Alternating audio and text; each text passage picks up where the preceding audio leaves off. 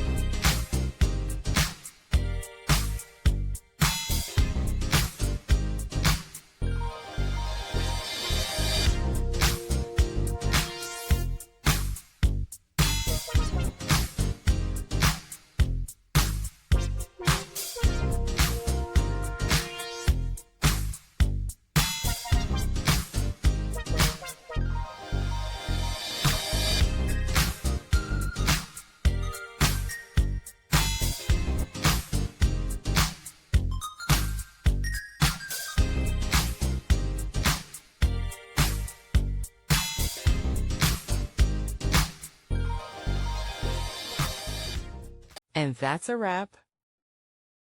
I hope you found the answer you were looking for. If you did, take a second to hit that subscribe button. It really helps out. And let me know in the comments which solution worked best for you. See you next time in the debug zone.